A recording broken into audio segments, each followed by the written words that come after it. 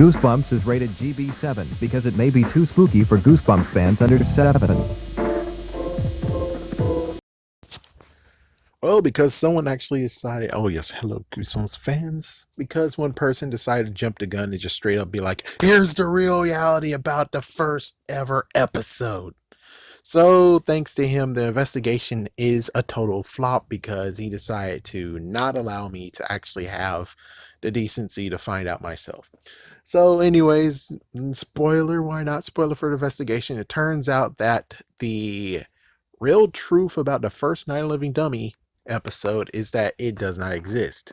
So you actually will ask me the question, which is like, well, that's completely dumbass stupid though, because guess what I heard on Sunday night or Saturday night? Coming Sunday at 8 p.m. Night of a Living Dummy. You didn't say 2. Nope, I didn't say 2. That's what they said. Since that's what they said, it seems pretty messed the frick up that, oh, it's the second one. So you premiered the second one and you guys didn't want to clarify that you did the second one and not the first one. You're airing that. I don't understand why you. Well, besides that, let's talk about the article itself. And here's the article. So basically the article actually talked to a bunch of people. We got Catherine Short, Catherine Long, we got the kid from Terror Tower, we got Mr. Ron, we got a few guys in here. And it's kind of crazy to hear that the last season of Goosebumps, well, as soon as the upper heads of Fox were like, oh yeah, werewolf skin, what you guys want to do with that episode? Oh no. So the two dynamic duo just left after that episode. So the fourth season was technically up in the air. Even though, yeah, truth be told of what happened with the first Night of the Living Dummy book, I still gonna kick the guy in the kidneys who actually made this and said, idiot, how come you didn't ask about the episodes they didn't actually make? Huh?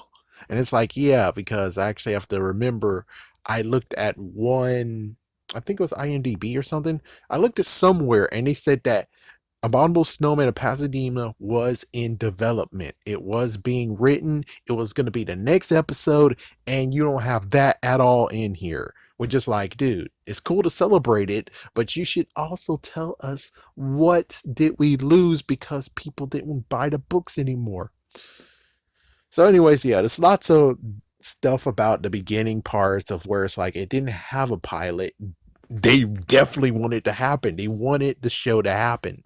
And Fox actually had the rights to make the movie, but not TV. So there we go.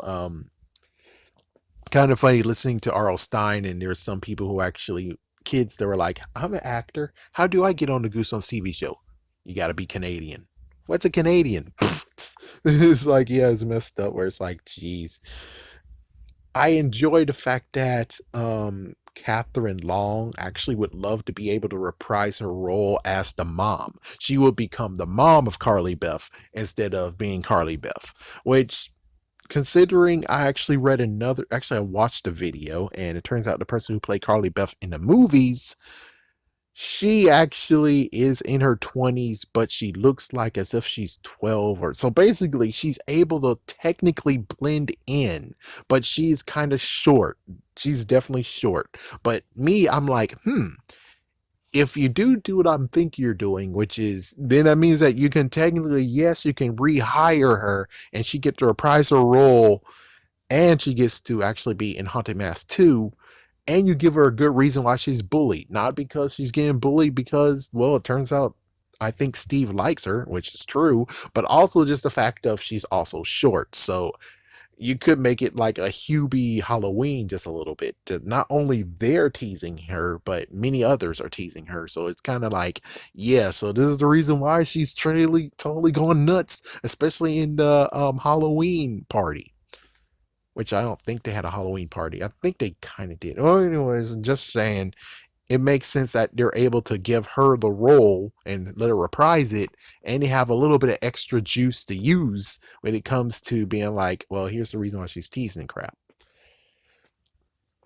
So all the stuff I read is just the fact that it was a fun experience. I think the line of "you do your own stunts, go eat the worm," I think it was out of context because it wasn't kind of a jerk move. It was kind of like a funny move of being like, "Well, if you really actually don't want to use a rubber worm, then you can use your method acting, but you're doing it yourself. Enjoy." That's it. That's it. Where it's like, yeah. So it's not a jerk move. Let's see anything else. They had many things, and the crazy part is that they were working overtime, workout. So Mr. Ron and his company, holy crap, they were working for so many hours. Wow. Each episode, so many hours. And I'm like, you do deserve a break. You do deserve to have a long break because holy crap, they were working very, very hard. I think it was 12 to 15 hours, maybe even less than that, but still, they were working so hard to get all of the props and things ready. Holy crap. Wow. It's kind of funny. The person who voiced Slappy is like, "Hey, you're characterized on IMDb as the voice of Slappy. I am pissed off." And it's like, he doesn't really have, he didn't do that. It's like, yeah, it was the people who were writing IMDb, it's the bastards. So he doesn't deserve getting screwed over like that. He technically doesn't. I tried to get in touch with him and he doesn't answer. So, yeah, so at least, hey, whoever was able to do this report, good for you. You were able to clear things up while I couldn't, which I'm like, I would have just liked to actually have a little more of a talk with him because, hey, you got to talk with these guys and yet you didn't get the perfect question answered of what was next. If they could have continued on and at least promptly ended the series instead of kind of forced, because it's the just like a haunting hour. It looks like every single show that R.L. Stine was in quotations, well, let's just say his name got stamped on, they all canceled because of issues. They didn't cancel because they're like, we're done. We did it. We did great. We even had a victory lap. We can now cancel the show and be happy. No, that didn't happen. Goosebumps got canceled because, well, the books weren't selling and they were still in the freaking season, but they said, fuck it. I mean, come on. Deep Trouble 2? Really? Out of all the episodes to choose to be like, yeah, we're canceling it with that, ending with that one? Yeah, fucking right. Nightmare Room, I forgot which episode came when it came to canceled, but still, I'm pretty sure they had more, and it was kind of Flophouse anyways. Yeah, it was kind of Flophouse anyways. Haunting Hour, oh, that was freaking corporate, and technically when it comes to Goosebumps 2, it was corporate because Fox Kids was crumbling thanks to freaking Jaime Sabans. You dumb bastard. Why in the world did you decide to why did you decide to buy something that you didn't have the money for? Fox Kids didn't have the money to buy Fox Family, the family channel. Why the frick do you think that was a great idea? And that's the reason why everything went to hell when it came to Fox Kids. That's why Fox Kids, basically all their stuff went to Disney, is because Saban's made a bad move. He decided to buy Fox Channel, Family Channel, and that was the baddest move that he could have done. It was great, but it was a horrible, horrible financial move. That's like, hey, dude, you're millions of dollars, right? Yeah, I'm a millionaire. Fix your shit. Fix that shit.